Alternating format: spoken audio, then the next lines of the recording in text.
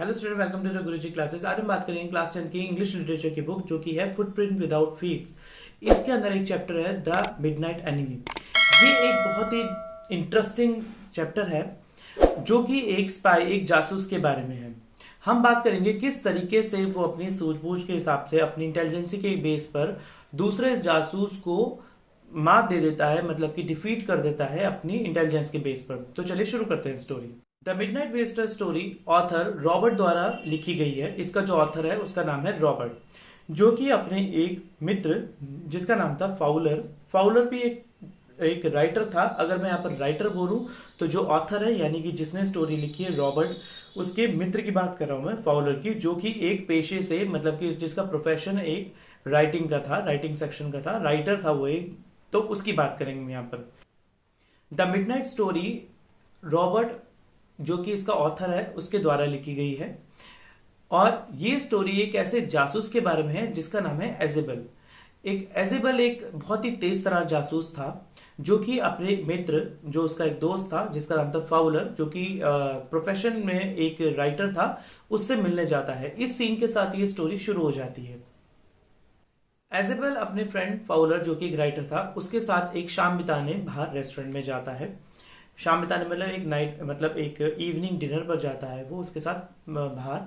तो रात जब एजेबल फाउलर से बात करता है तो एजेबल फाउलर से बोलता है कि क्या तुमने तो ऐसा सोचा होगा कि मैं तो एक तेज तरह जासूस हूँ पेशे से, मतलब प्रोफेशनली मैं एक, मतलब कि बहुत अच्छा जासूस होऊंगा, एकदम फिट एंड फाइन होऊंगा। जैसे कहते हैं कि हमारे यहाँ पर इंडियन सोसाइटी के अंदर आप देखें तो जासूस जैसे कि सीआईडी, जस्ट लाइक दया, ऐसा उसने कुछ दया के जैसे आते हैं कि इसको तोड़ दो, दरवाजा तोड़ दो, ऐसा मैं होऊंगा कोई जासूस जो कि मतलब शराब के अंदर पिस्तौल लेके आ रहा होगा, या फिर दवाइयाँ वगैरह ऐसी नशीली दवाइयाँ, या फिर समथिंग गैजेट्स होंगे उसके पास, एक हेड पेन रखा होगा। पर इसके मतलब कि अगेंस्ट में जो एजेबल था, जो कि जासूस था, स्पाई था, वो बिल्कुल उल्टा था। वो एक गोल मटोल, एक छोटे से कद का जासूस था। तो एजेबल कहता है फाउलर से कि मैं तो बिल्कुल उसका उल्टा निकला। और फाउलर ने देखा कि ये तो जो एजेबल है बिल्कुल इसका उल्टा है। ये तो एक ऐसा जासूस है जो कि 20 साल पहले बॉस्टन, जो कि अमेरिका में एक जगह है, वहां से पेरिस आ गया और फ्रेंच बोलता है इंग्लिश एक्सेंट के साथ। एक्सेंट मतलब इंग्लिश के तरीके से फ्रेंच भाषा बोलता है। तो ये इस तरीके का जासूस निकला। जब उनकी वो इवनिंग नाइट खत्म हुई और दोनों ने सोचा कि अब फाउलर और एजेबल ने सोचा कि अब वो एजेबल के घर जाके थोड़ी देर बातें करते हैं, तो वो एजेबल के घर की तरफ चल दिए। जब एजेबल के घर की तरफ जाने के बाद एजेबल ने जब अपने रूम, मतलब अपने फ्लैट के, अपना घर की तरफ गया और अपने फ्लैट का या घर का दरवाजा खोला, तो उसने दरवाजा खोलते ही जब लाइट्स ऑन करी तो देखा सामने एक जासूस खड़ा था जिसने हाथ में गन ले रखी थी, जो कि दोनों के ऊपर गन तान के खड़ा हुआ था। और सबसे पहले गन उसने तानी एजेबल के ऊपर, और वो गन एक ऑटोमेटिक गन थी। ऑटोमेटिक गन उसके हाथ में थी और वो उससे कुछ, मतलब सीक्रेट मिसाइल्स की कुछ रिपोर्ट्स मांग रहा था एजेबल से। तो जो फाउलर था उसके सामने ये फर्स्ट टाइम कोई ऐसा सीन हो रहा था, ऐसा सीन क्रिएट हुआ था, क्योंकि इससे पहले आज तक उसने कभी भी इस तरीके के सीन को फील नहीं करा था, एक्सपीरियंस नहीं करा था। So it was his first time. तो जो एजेबल था उसके लिए कोई ऐसी मुश्किल वाली बात नहीं थी। तो एजेबल वहां खड़ा रहा और उसने मैक्स, जो कि दूसरा जासूस जो उसके सामने खड़ा था, जिसके हाथ में ऑटोमेटिक गन थी, उसकी तरफ देख के उसने सोचा कि मैं इसका ध्यान कैसे भटकाऊं। तो एजेबल सोचने लगा कि मैं मैक्स का ध्यान कैसे भटकाऊं, और उसने एक तरीके से, मतलब ऐसी एक मनगढ़ंत कहानी बना के मैक्स के साथ बात करनी शुरू कर दी कि क्या तुम्हें पता है कि मेरा फ्लैट ये बहुत पुराना है और बहुत अच्छा फ्लैट है मेरा, और ये मेरे फ्लैट के बाहर जो एक विंडो दिख रही है, इसके बाहर एक बालकनी भी है, उस बालकनी से मैं सब कुछ देख सकता हूँ, बाहर का नज़ारा बहुत अच्छा है। इतने में मैक्स होता है कि मुझसे कहता है कि तुम क्या बकवास की बात, बेकार की बातें कर रहे हो, मेरे साथ बकवास मत करो, और जो मैं तुमसे मिसाइल, सीक्रेट मिसाइल्स की रिपोर्ट मांग रहा हूँ वो मेरे को दे दो। इतने में एकदम से तेज तेज गेट खड़काने की आवाज आती है बाहर से। तो एजेबल कहता है मैक्स से कि ये हो सकता है पुलिस हो, जो कि नियमित रूप से, मतलब रेगुलरली तौर पर उससे मिलने आती रहती है, उसके साथ डिस्कस करने आती रहती है। इतने में मैक्स घबरा जाता है और उसे समझ में नहीं आता कि वो क्या करे।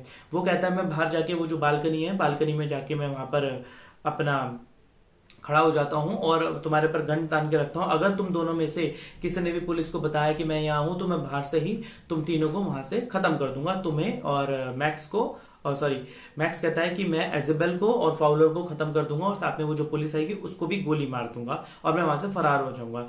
ऐसा करके वो बालकनी की तरफ जाता है और वहां से एकदम से कूद जाता है।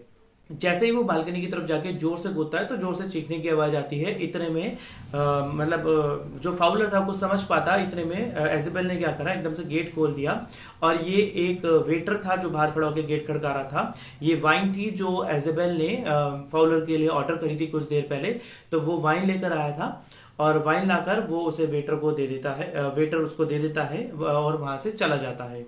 जैसे ही एजेंट वहां से जैसे ही वो वेटर वहां से चला जाता है, एजेबल वहां से गेट बंद कर देता है और फाउलर को बड़े इजी तरीके में रिलैक्स होके बोलता है चलो चल के बैठ के वाइन पीते हैं।